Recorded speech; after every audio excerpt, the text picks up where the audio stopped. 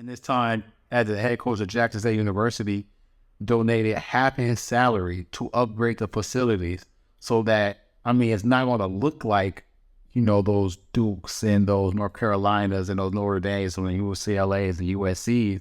It's not going to look like it because there's not enough money. The campus is not big enough, but it's going to get close enough. He donated half his salary. Granted, the salary he was making wasn't enough anyways. No, I'm not going to say enough because I'm pocket watching by saying that. The salary he was making in comparison to other coaches of the fame that he's have was minuscule from the jump. But despite that, he donated half of his salary to upgrade those facilities so that those young men can walk in those locker rooms and see upgraded locker room, can see upgraded lockers, can see a lounge area in the facilities, see a new gym, see painted walls, see all these things decked out that most HBCUs don't receive the funding to do at this HBCU.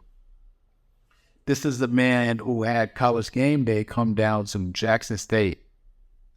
For those of you who don't know what College Game Day is, during college football season, there is this show that happens every Saturday. I believe it's from it's like from 6 to 9, which is like early in the morning until the first college football game of the day. But it airs on ABC, it airs on ESPN, so where there's a bunch of talking heads and they're giving their matchup and giving their analysis on the biggest games of that weekend. And so what they do is every week they go to some of the biggest colleges and they host this show. They brought this down to Jackson State because of Deion Sanders. Michael Strahan came down to Jackson State, outfitted these young men in suits for their game day so that they're not, most college athletes, they're, especially at HBCU, they're showing up to the games in sweatsuits and things like that because they don't have the funding to pay for tuxedos and suits and things like that. Well, if you go to a UCLA, go to USC, go down to a Florida State, go down to a Miami, they had the funding to do that, to outfit these men in suits. Deion Sanders brought Michael Strahan down to Jackson State, and Michael Strahan outfitted these young men in suits. As of April 2021, he generated $185 million in advertising value for the exposure of Jackson State.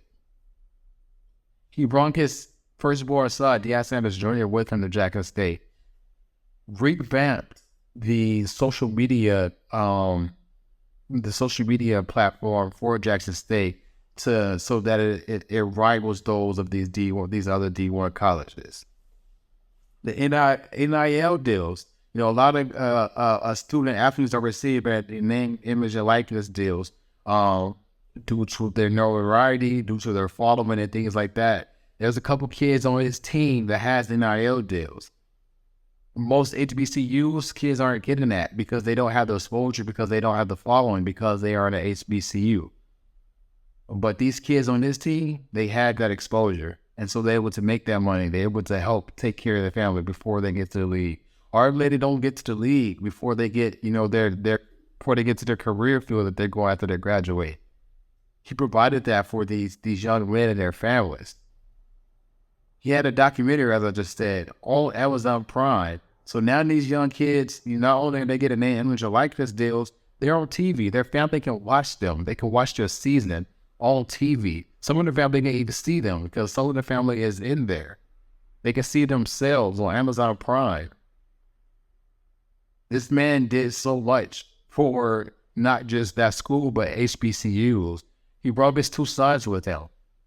One son, one of the best quarterbacks in his class, he had the opportunity to go to any D1 school he wanted to go to. I believe he had a offer from Ole Miss. He had an offer from FAU. And he decided to go play with his dad. He had another son, at another D1, South Carolina. Left South Carolina to go play for his dad at Jackson State, bringing more exposure to this school.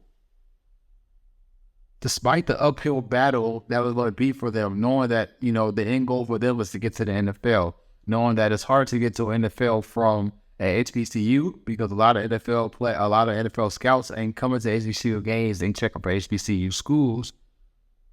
Despite knowing that the route to the NFL is easier at these other schools, they can't play for their dad.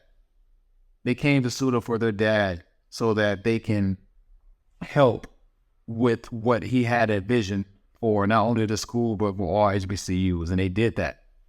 They brought a lot of exposure to HBCUs. As I said, in 2023, there are a lot of people who know what the HBCUs are because of Deion Sanders.